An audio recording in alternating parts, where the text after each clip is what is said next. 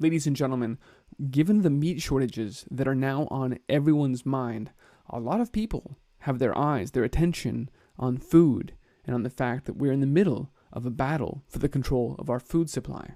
We need to talk more about this in light of these recent events.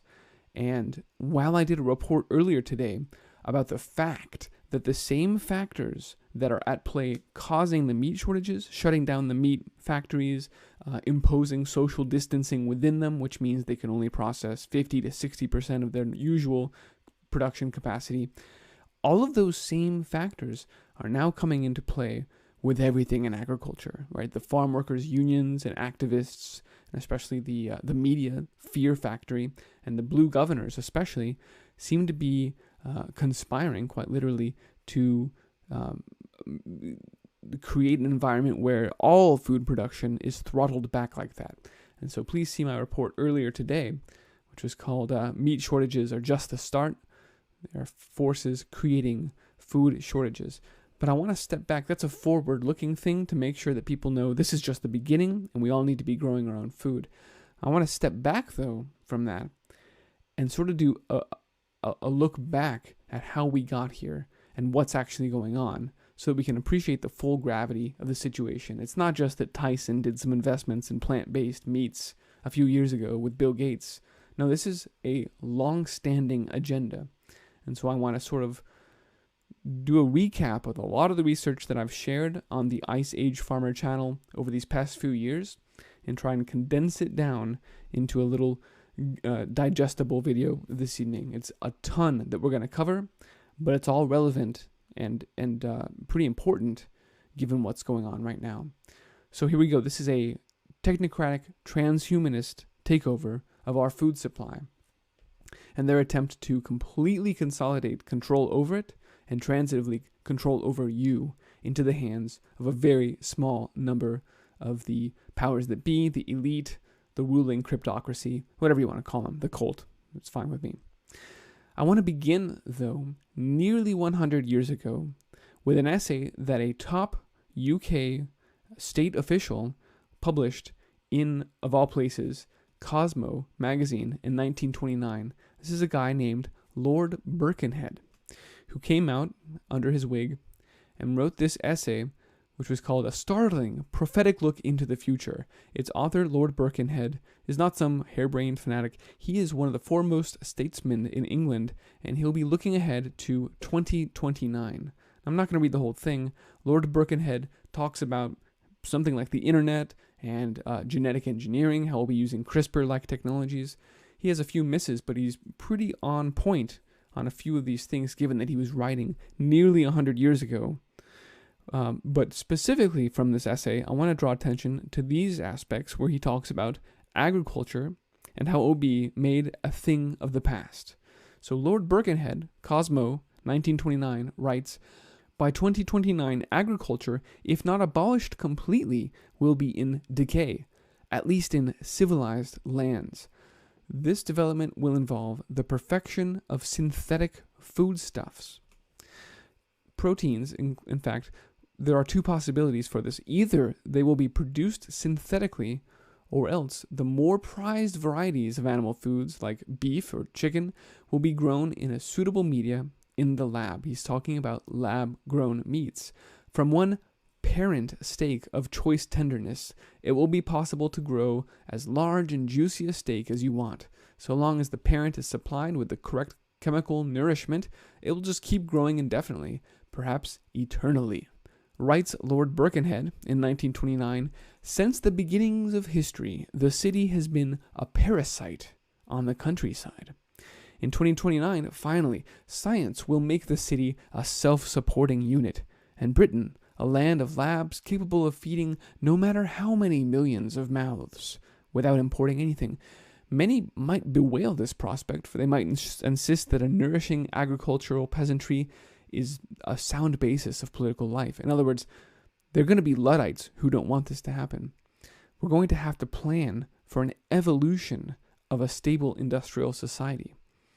And that's what we're living through right now, is their planned devolution from self-sufficient farms into their controlled cities. Such an undertaking should not lie beyond human wit. Indeed, they think they can pull it off. So that's what we're living through, ladies and gentlemen, is this revolution, as Lord Birkenhead wrote 100 years ago, to take control over all food production, to move it from the countryside into the cities in a very a satanic inversion of the way that the cities have to date been a plague, sucking the life force and, of course, the food and the resources from all of the countryside. Now, how has this revolution of agriculture and of control, this inversion, taken place? Well, let's look back a little bit at the early years, and I'll go fast because a lot of us are already familiar with GMO and sort of the things that have been leading up over the past 20 to 30 years to where we are now. And plus, I want to get to the really meaty stuff, which has only happened quickly in these last couple of years. But briefly, the USDA was established in 1862 by Abraham Lincoln. It became more and more funded, as government agencies do, and was closely, although its reports rolls up to the executive branch, to the State Department, it is in close contact with the Defense Department and is frequently used as an implement of war. In fact, it was used to spread toxic Rockefeller petrochemical agriculture out to the rest of the world and make them dependent on petrochemicals and on the United States technologies for just as we are here, right? To spread that dependence out to the rest of the world.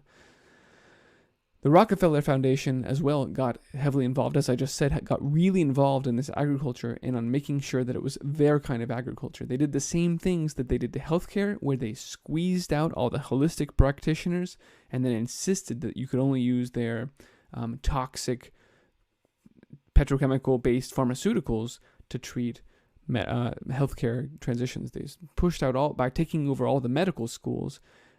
They made sure that they got rid of holistic medicine and only their pharmacia were served up to as a sick care system. So weeding from the Rockefeller Foundation's own library here, agriculture, in fact, we read, was one of the earliest concerns of the Rockefeller philanthropists.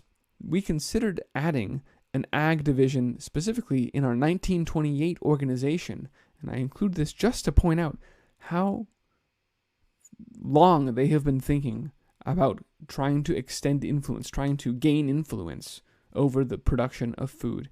Even back in 1928, when Lord Birkenhead was writing his essays about the future of lab-grown meat and farms being a thing of the past, indeed, the Rockefellers were already expending their masses of economic and social capital to influence agriculture. At the time, however, they didn't start a formal ag organization. They were more interested in science, medicine, and public health. And boy, you can tell we are feeling the effects of each of those three today. A completely, as I said, inverted sick care system. It's more that inversion. You see, that's a theme that these elites adhere to. It's satanic inversion, changing the truth into the false. But I digress.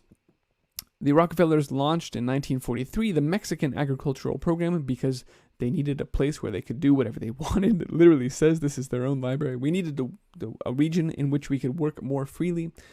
So we applied sciences to our crops. We eventually realized, especially during World War II, that food production, it would be critical to achieving world peace. In other words, to our agenda for the New World Order. The Foundation identified hunger as a root cause of larger problems and a means for control. And so the Rockefellers continued investing in that. They really heavily influenced the USDA, as I mentioned, to make sure that that influence was expended outwards using the military arm of the United States to gain that influence throughout the rest of the world. You can read a lot about this in a great book by F. William Ingdahl called The Seeds of Destruction, which details the history of the USDA and the Rockefeller influence in it and around the world. And he's pretty clear about this being part of the agenda for genetic manipulation and eventually taking over humans, the transhumanist greater movement here. Now, when we look back at the way that these seed companies have absolutely taken over every aspect of agriculture. They've done that through a series of mergers and acquisitions.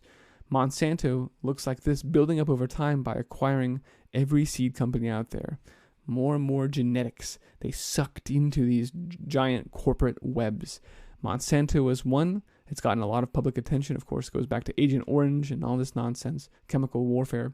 Syngenta is another. You can see this history, these trees of consolidation, further consolidating control. It's the same thing I'm talking about tonight.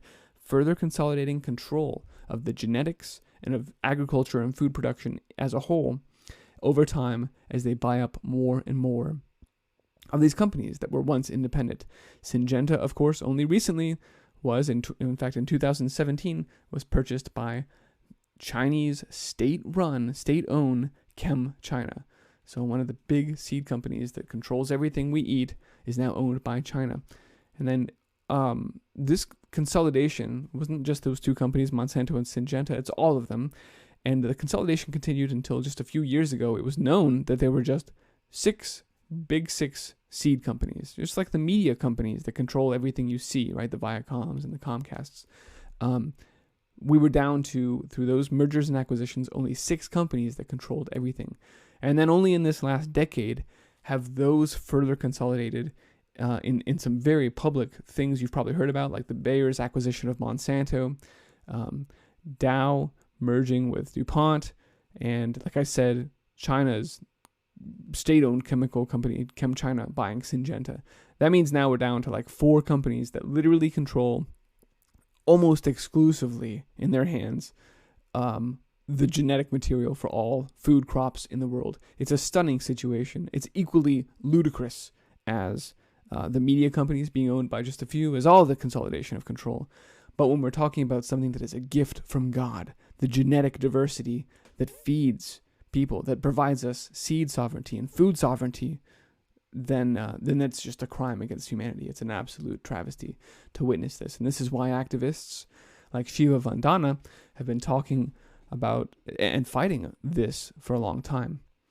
Now, the Gates Foundation, in fact, I think I just lost a tab. Yes, those same companies, those seed companies, now the big 3, big 4, whatever you want to call them, have now been funneling a lot of their resources into something called ag tech. And that's what I'm going to be working to get to and talk more about here in just a second. But first, I also just want to mention, because there's such a player in everything, the Gates Foundation. Fortunately, they're getting a lot of bad press right now, all of which they deserve. But here from the Gates Foundation, I wanted to bring your attention to the fact that they worked with the Rockefeller Foundation. Bill and Melinda Gates and the Rockefeller Foundations formed an alliance to help spur the Green Revolution in Africa. Now, the Green Revolution sounds fantastic. Reading here, the foundation and the Rockefeller Foundation announced today that they will form an alliance to contribute to the Green Revolution in Africa. This is going to dramatically increase the productivity of small farms and, always sounds good. This effort builds on the work of the Rockefeller Foundation's work through the 1940s and 1960s to launch what is known as the first Green Revolution.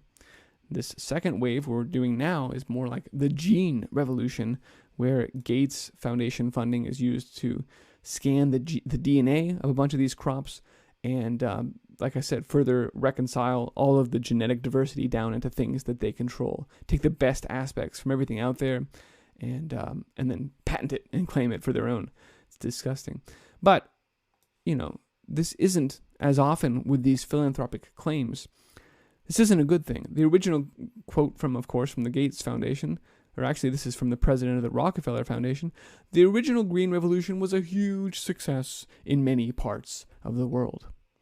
I, for one, challenge that statement, and so too does Vandana Shiva, who I just mentioned, is fighting against this and has been for longer than I've been alive probably now.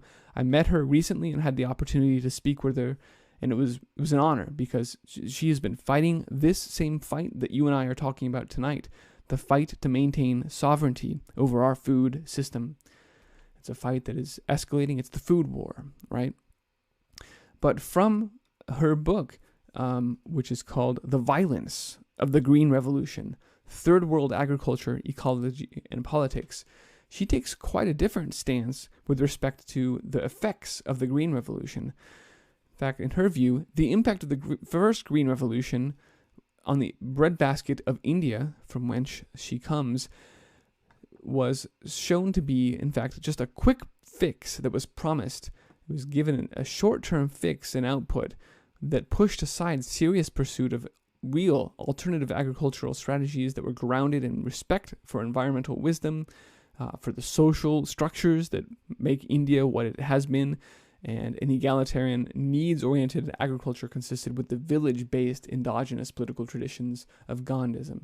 In fact, they just go in and format the agriculture, whatever your practices were before, and whatever impacts this may have on your society, we really don't care. You're going to use our seeds. You're going to use our chemicals. That's what the Green Revolution has done. And that's why, ladies and gentlemen, we've ended up in a situation where Indian farmer suicides are at a pandemic levels, to use a word that we probably shouldn't right now, because they destroyed these people's livelihood. They came in and they overwrote the way they've been doing things for thousands of years. And although there were quick boosts in yields by using this new Terminator seed for your first season, in fact, those don't materialize. For one thing, your yields drop off over time. And then more importantly, any economic gain you would get from that is immediately thrown out the window because you have to go back and buy those seeds again the next year. So it is a losing proposition across the board for farmers, for consumers who wanted that food but now can't get it because the yields are dropping. The only winners are the people that want to control the food supply, the seed companies. But a lot of this is known about GMO and how bad it is for you, about the Terminator seeds and how bad it is for everybody. But that doesn't mean that they're not going to keep pushing forward on this new Gates, Rockefeller-funded Green Revolution 2. And in fact, just this year, in 2020, Gates Foundation announced that things were moving too slowly, that the Green Revolution was not moving fast enough. And so they've thrown even more money, this is just this year, 2020, at something called Gates Ag 1, yet another push to get farmers into high tech. Last week, the Bill and Melinda Gates Foundation announced that it's going to set up yet another institute to advance the enablement of resilient, yield-enhancing seeds and get this technology into third-world countries. From the initiative's announcement, quote, "We didn't think that our research was flowing down to the crops that matter the most to farmers in a time frame that could reach them. It's not happening fast enough. We're not getting control. We need it now." They are all in this year in 2020, and I think it's increasingly clear why, because all of their agendas are steamrolling forward at full velocity this year. They are making a mad grab for power, and they want that to be successful globally. So Gates Ag 1 this year, we got to get the look at this. This is their verbiage. We got to get the products from our labs into the fields faster and on a massive scale. So this is their throwing money at the problem, doing whatever they can to take ag tech and this new world, this new replacement agriculture, not just in Silicon Valley, but everywhere in the world. That's what Ag 1 is all about. But what is it that they're getting from the labs into the global farms and replacing the small farmers? Let's talk about that. In just the last few years, something called ag tech, agricultural technology, has really come into its own. It is the unholy alliance of big tech and big data and big ag. That's ag tech. Big data, big ag, and big tech all put together in an unholy alliance. What that means is that farmers have been increasingly under assault by companies that are doing flyovers using GPS mapping, by tractors and harvesters and combines that are all collecting data and logging it and sending it back to the cloud for analysis offline, and increasingly pushing towards this, collecting as much data in the name of precision agriculture, of smart farming. So we can see how digital agriculture and big data are coming together in order to, sustainably feed the world. It was always in the name of, we got to feed a growing population, and we have to do it in a sustainable way. How can we do it? Well, big data and analytics are making headlines for transforming other industries, so perhaps we can try that here in agriculture. We'll use the Internet of Things. We'll use 5G, which the FCC passed a $1 billion grant specifically to get 5G into rural areas to enable smart farming. So you can see government, it's calling private-public partnerships. They're all in to get these things implemented as quickly as possible. What does this ag tech do? It is billions, multiple billions. In fact, here, you see it's There, $4.6 billion since 2015 into ag tech, into these new companies that are being formed. Not the big seed companies, although they're making investments, but that's the model, right? Is just to throw money at a ton of different small startups and see what sticks. And some of those will stick. They'll create a wave of agriculture unicorns, companies that become multi-billion-dollar companies. Among them right now is this technology FieldView, which was created by the Climate Corporation, which is purchased by Monsanto, which many would argue is why Bayer purchased Monsanto, in spite of the fact that it looks like they had that poison pill of the glyphosate liabilities. Well, never mind that. They wanted the data from FieldView, and they wanted to be able to do predictive analytics. What else is rolled into ag tech? It's not just collecting every bit of data, this total information awareness, to which I will return here momentarily. It's also, in the words of some of these investors, a new, literally, quote, a new form of agriculture, a replacement form of agriculture that will do away with this barbarous relic of farms, these old ways, animal agriculture, all the things that the UN IPCC says we must get rid of. We must end meat and animal agriculture. Well, that's what the NGOs and the United Nations have been saying has to happen. That's their agenda. So how is it being executed? Well, it's by the people with the money and the resources, and they've been investing in ag tech to replace the things that the UN is saying have to go the way of the dodo bird. This new agriculture is being spearheaded by a lot of small companies, but among the larger players in this ag tech space are one here funded largely by Jeff Bezos, by Japanese billionaire Masayoshi Son, and also by Eric Schmidt, the former CEO of Google, who I think now is working with the State Department. These are deep state players through and through.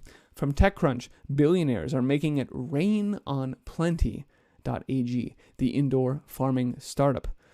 They promise that they'll be able to have yields that are 530 times greater. Plans, while they're only growing right now in a small factory in San Francisco, plans are afoot for new farms in regions around the world. In fact, anywhere there is a population center. Now we're starting to see that the billionaires are putting their money into realizing the dream that Lord Birkenhead articulated nearly 100 years ago in Cosmo, when he said, we will invert this paradigm. We will create science. We'll create labs in the cities that will feed as many people as we need to. We will print food with these indoor vertical farms and with this lab-cultured meat. And then the cities will take over the world, the smart cities of the future. So this is it. This is them putting billions of dollars into achieving this long-standing agenda. But wait, there's more, and a lot of it. They're talking about fully automating these greenhouses. Just as I mentioned in my earlier update, they want to create slaughterhouse robots that will fully automate. This is across the food supply, ladies and gentlemen. The hydroponic robotic future of farming in greenhouses. And of course, they have the same ideas behind, and plenty of, I'm talking millions of dollars of investment into wholly automated robotic insect protein farms. So the future, this is a transhumanist future where people don't have anything to do with producing food now. It's been completely turned into a robotic enterprise that can be done with hydroponic chemicals, with no sunshine, just artificial lights in the indoor farms. We're taking everything out of the soil and taking it into the control of the elites and the chemical companies, and codifying your dependence on them to be able to feed yourself. Here it is. The giant automated cricket farm is designed to make bugs a mainstream source of protein. If this is the big food trend, we need to do it fast, and we need to grow a lot of them. We need to scale this up rapidly to make the UN's words come into fruition. And so, like I said, they're funding this. We're going to be able to grow millions of crickets 24 hours a day. It's beautiful. Okay. Here is the article about climate companies FieldView and how they're trying to get as many people on it through their series of acquisitions. Bayer acquiring Monsanto, which acquired Climate Corp. And they don't even mince words. They say this is a platform play which means we need to get as many people on it. We want people on the platform. The value there is the more and more people we get on the platform, the more and more data we have. Yes, data, the currency of the future, because it feeds the AI. But I'm getting ahead of myself again. The more valuable this becomes, the better data we have. We want total information awareness. Then the better we can grow food, is their suggestion. All of this really is starting to come together. But now let's talk about the lab-grown meat that Lord Birkenhead described so well, and that's finally getting some attention now, given that we're having the meat shortages, right? You can't go to Wendy's locations and find beef on the menu. It's a burger place, but they're not serving burgers because there are meat shortages thanks to the virus. And so now we realize why, for the last decade or so, there have been hundreds and hundreds of millions of dollars plowed into fake meat, even by including the very meat companies that just as Monsanto and Syngenta over time bought up all of the seed companies they could, so too has Tyson and Smithfield over the last 2 decades here been buying up all of the independent pork and chicken production that they could. And now they have complete control over that entire industry. They've basically consolidated control over our protein production into these very few small hands. And as soon as they did it, they turned around and started making investments into plant-based and cell-cultured meat. It's absolutely remarkable how just brazen the entire thing is. But a couple years ago, we read from Wired magazine, lab-grown meat is coming, whether you like it or not. How were they able to make that proclamation so confidently? Well, because we said 100 years ago, Lord Birkenhead told us it was going to happen. And once again, the billionaires, the philanthropists, are plowing their money into making it a reality. That's why they know it's going to happen, like it or not. The billionaires are funding it. Bezos, Gates, and Richard Branson lead another $90 million investment into creating a next vegan Impossible Burger. This is February of last year. They were throwing $90 million at Motif. Lab-grown meat is something that's happening across the industry right now. We mentioned that Tyson was among the investors in the Impossible Burger, despite the fact that they were the biggest meat processor in the U.S. It doesn't seem rational usually for them to be creating competition. But in this case, it seems that they knew that this was the agenda, and in fact, they were getting ahead of it. And in fact, that's why they bought control over all of these protein producers, is because they knew they were going to turn around and shut them down and shut down their meat factories and cause this catastrophic train wreck that we are experiencing right now. We are living through it. This is their end game in a lot of ways. Tyson was not the only meat producer, packing company that invested in alternative proteins. Smithfield launched a plant-based protein portfolio called Pure Farmland. Cargill launched its own plant-based production under another brand name. Nestle launched a sub-brand that was entirely about plant-based. Everyone is getting in on this trend. Even Wisconsin cheesemaker company Vivens started a plant-based cheese brand.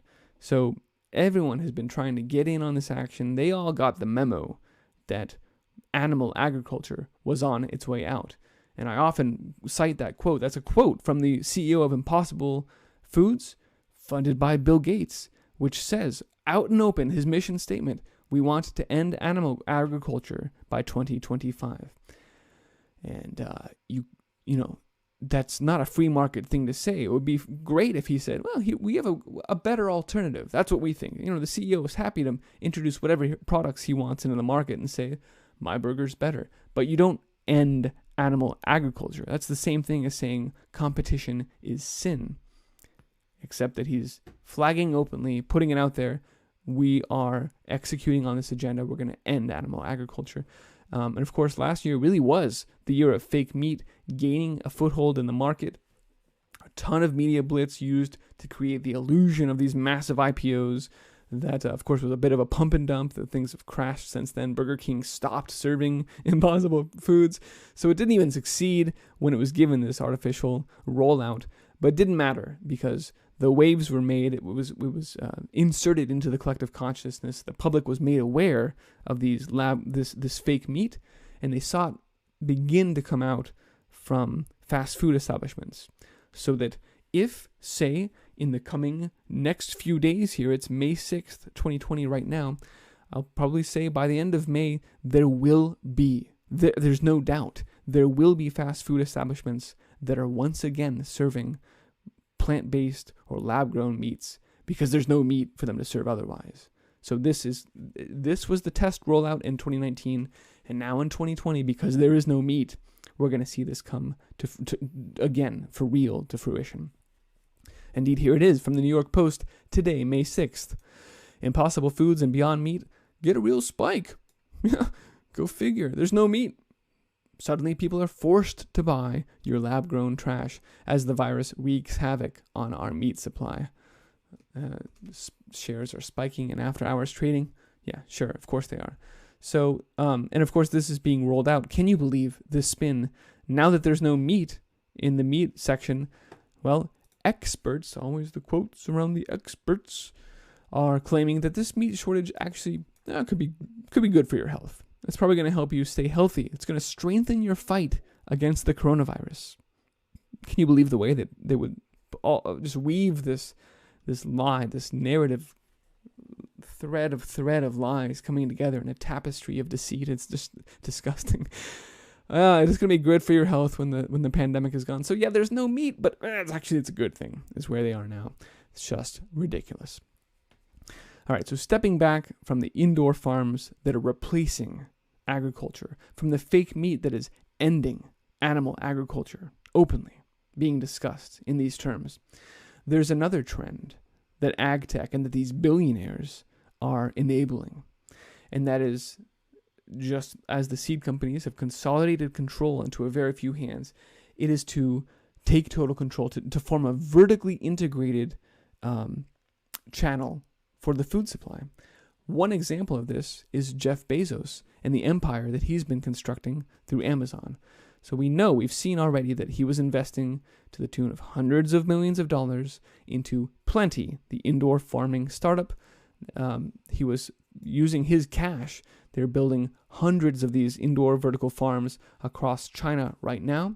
So when Amazon dropped nearly $14 billion to acquire Whole Foods, it was only stood to reason, and I put out a video about this at the time. Well, there we go. There's Jeff Bezos acquiring his distribution channel for his indoor vertical farms, which has already come to fruition. It took a little over 13 months for Plenty to then start serving through Whole Foods. Just tie your two. That's what happens when you have billions of dollars, is you just tie your enterprises together, and suddenly Whole Foods is serving greens from your indoor vertical farms. You see how Jeff Bezos is doing that? He's done it to Safeway as well. But it's not just that. Whole Foods also started adding the meatless, the bleeding burger to their farms. So indeed, that's exactly what happened. Is Jeff Bezos bought Whole Foods, and of course has Amazon already as an online shopping establishment, as a distribution channel for all of his billionaire investments into fake agriculture. Notclo, which was a plant-based mayonnaise company that Jeff Bezos invested in. A Chicago-based startup called Sustainable Bioproducts, which is trying to learn from small microscopic organisms that thrive in very high temperatures in Yellowstone National Park. They said, if we feed these things, we get this weird protein-like substance out of it. It's not really meat-like, but it could be some things that are kind of meat-like. Yeah, sounds very appetizing. So again, like I said, they're throwing money at a ton of things and seeing what sticks. And they'll be distributing those through their vertically integrated supply chains. That's what Jeff Bezos has done here. And of course, Amazon, you've already heard, is investing in their drone delivery. So everything from the seed to the growing it in the vertical indoor farm to the lab-grown meat to the sales channel through Whole Foods and Amazon, to the drones that bring it to you, Bezos wants it all. Does it make sense? Let's look at, of course, Amazon Go is their retail establishment where a much anticipated grocery store has been opened. The futuristic store doesn't have cashiers or self-checkout machines even. Instead, you scan codes on your app, and then you're going to be tracked using facial recognition, camera technology, and artificial intelligence. That's how Amazon has been building its new retail establishments using AI and facial recognition. Bear that in mind briefly while we look at the next example of a consolidated, vertically integrated food distribution channel, the complete takeover, in this case, by Walmart. Walmart started going hard to the hoop against all things automated agriculture. Several years ago, they put out some patents for robot bees that could be used within their fully roboticized indoor greenhouses. And literally, that's what they plan. Walmart has filed a patent for robot bees that can pollinate crops like real bees. We won't depend on those pesky honeybees anymore. We can just use our robots. These people are completely insane. The patent could signal that Walmart is looking to have more control over its food supply chain. Yeah, clearly that's what it signals. That's exactly what they want. And now, again, in these last few weeks of 2020, as the food supply chain collapses, as Tyson Foods CEO writes, the food supply chain is breaking. A full-page ad taken out in multiple publications across the country. Now we see why these multinational companies and the billionaires and even the government, when needed to support them through private-public partnerships, have been creating these new, consolidated, vertically integrated food supply chains because they knew they were going to blow this one up.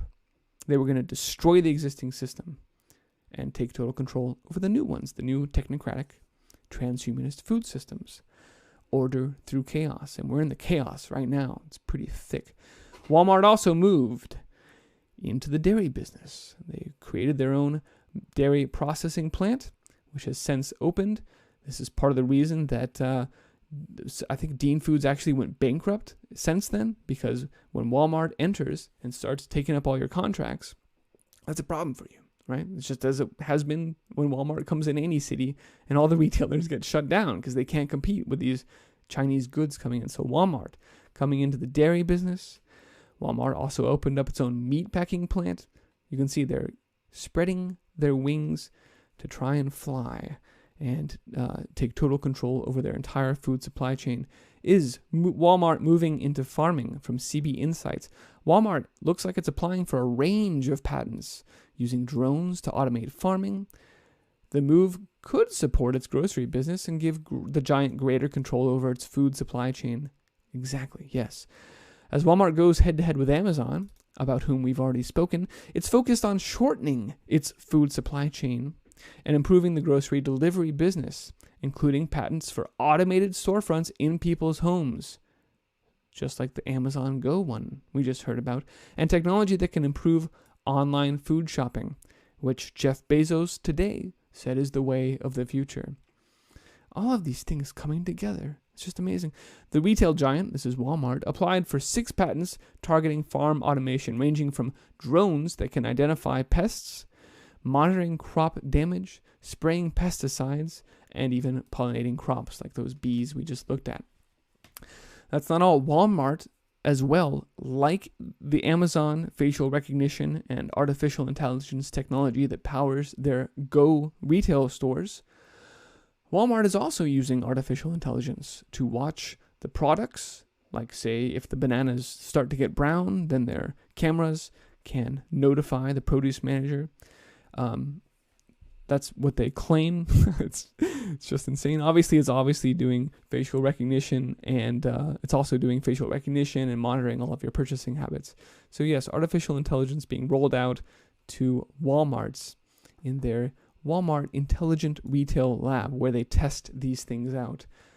Walmart's deep dive into AI in the physical stores come as Amazon is raising the stakes in its grocery purchase with purchasing Whole Foods. So there you see some of the biggest retailers are implementing these AI-based programs. Kroger is doing that as well. They hired a firm to develop an AI program. They said it was mostly for food security, making sure that shoplifters get caught and things like this.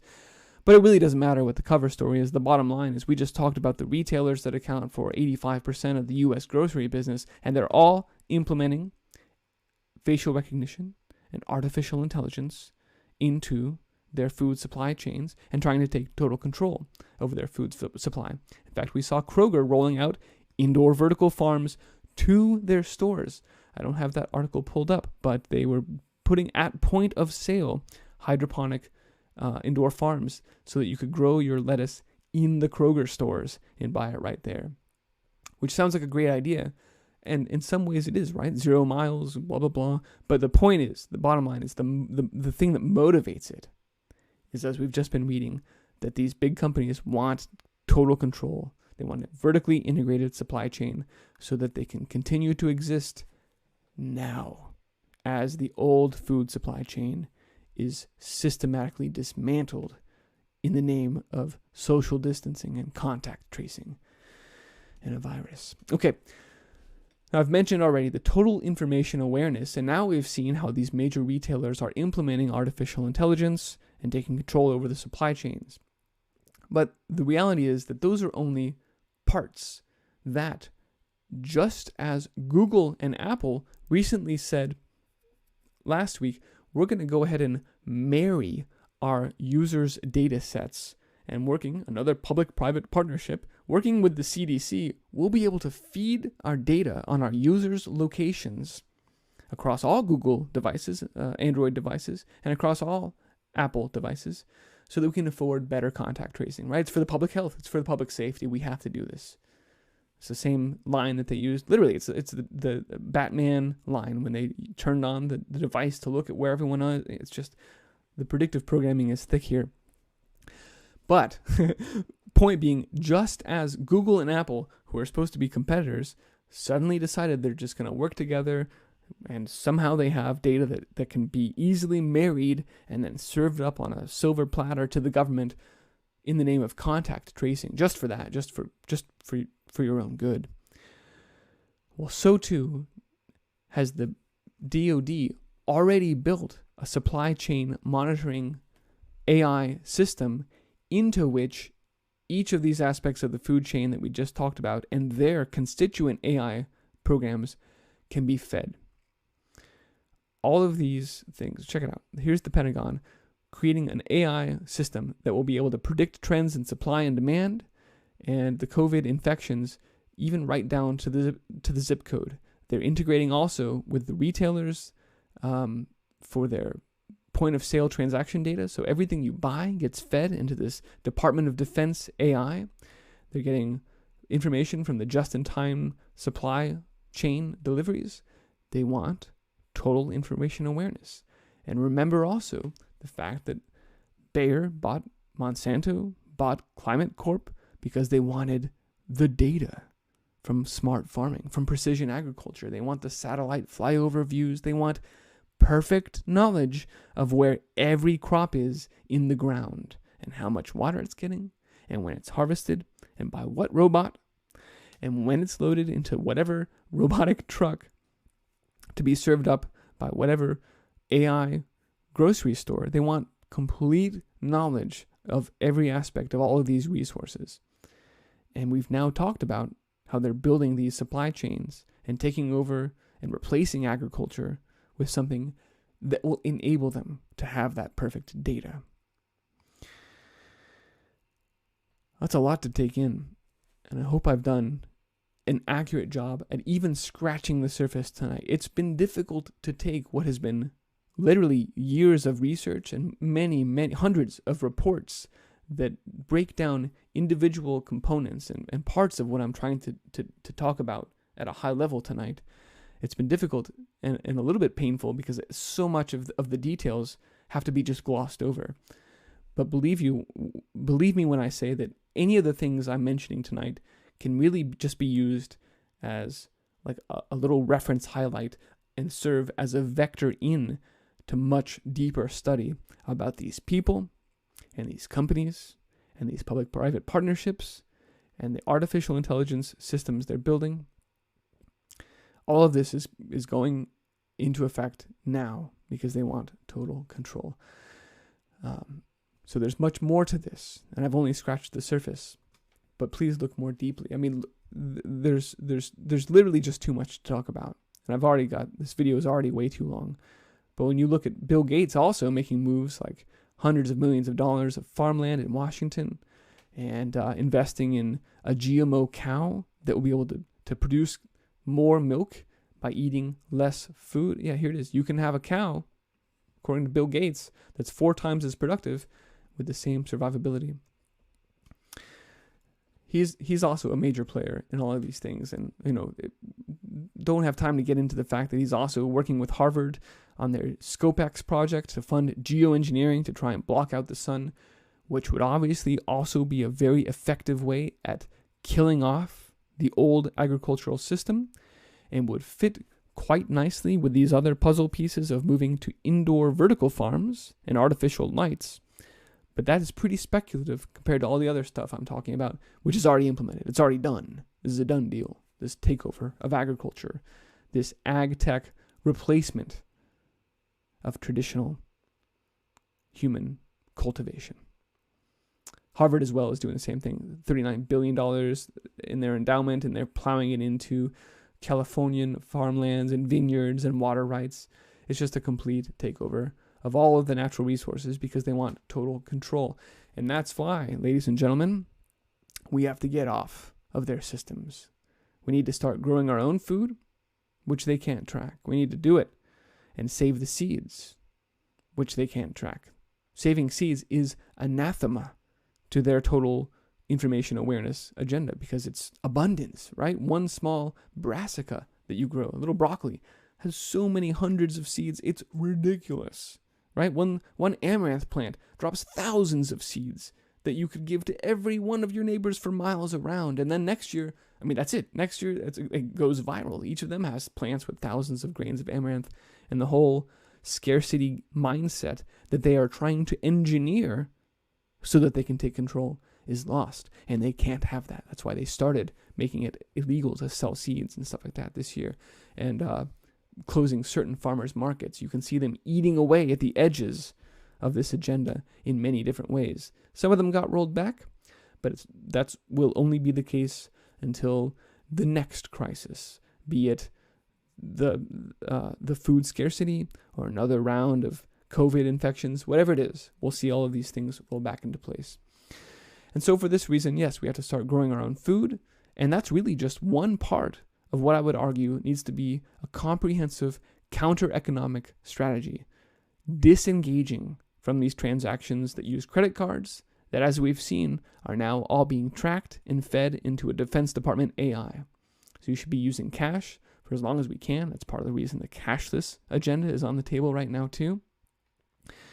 You should be growing food and sharing that with your neighbors. But counter-economic activity also is any bartering, any skill sharing, any transactions of value that are done on a voluntary basis and don't feed in to this larger agenda at play. That's why they can criminalize it all they want. Yes, it can be forbidden by the state, but it is in fact peaceful, voluntary human action. I'm not going to get into the libertarian specific aspects of this. This is kind of a academic conversation that you could get into, but my bottom line here is get away from their system, get off their grid, produce your own electricity, don't be on the utilities that are watching every kilowatt you use and tracing it down to the individual appliances for monitoring you there.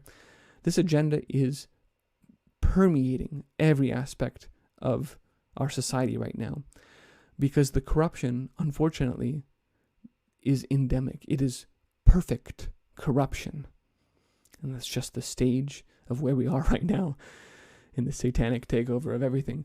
But, ladies and gentlemen, if we grow our own food and we build people and communities around us that are doing the same thing with whom we can share and barter, then that is the path away from their centralized consolidation of control, is decentralizing, is everyone growing their own food and everyone being self-sufficient. And that's why that's the direction we have to move. That's both the perfect defense and the only rational response to their attempt to take over everything. I'm going to stop there tonight because, like I said, I wanted to provide a brief high-level overview, and I haven't been brief, but there it is. That is what it is. So, ladies and gentlemen, I hope this has been helpful in illuminating in a little bit more detail more of the background as to how we suddenly, to a lot of people's perspective, suddenly here we are and there's no meat. But Bill Gates has fake meat ready to go, rolling out to 1,200 new stores this week. Somehow they're ahead of the game. And it's because, as I've shown you tonight, they've been planning this for hundreds of years, executing on the agenda to control all of the food genetics and seed supply for decades, and rolling out ag tech to the tune of billions of dollars over these last few years, because they want total control, and they're seizing for it right now. And if we don't stop their attempt to implement social distancing and all these restrictions that they're calling protections for farm workers, obviously I love everyone in the world. I love farm workers. That's not the point. They're calling it protections on farm workers because what it actually is shackles on the ability of farms and ranchers to produce food in the way that they have been, just as we're seeing these meat factories shut down right now. So they're shutting down, they're throwing a wrench into the gears and turning off animal agriculture and old agriculture, as they told us they would when they said plenty is a replacement agriculture and Impossible Foods is ending animal agriculture. These are their stated goals, and now, given the virus, they have teeth to achieve them. So please spread the word, because we're all in this together, and if people know about these things and know about these crazy, satanic, insane fools, they're doing it all, then we can start to take right action. Once we're aware of what's going on, we can start working to remedy the situation, again, by growing foods and by getting away from their system, getting off their grid. So thanks for spreading the word and doing that. Folks, let's go build great things and new systems of decentralized production and sharing that don't cede control over to their toxic systems of enslavement. Let's go build great things. Be well.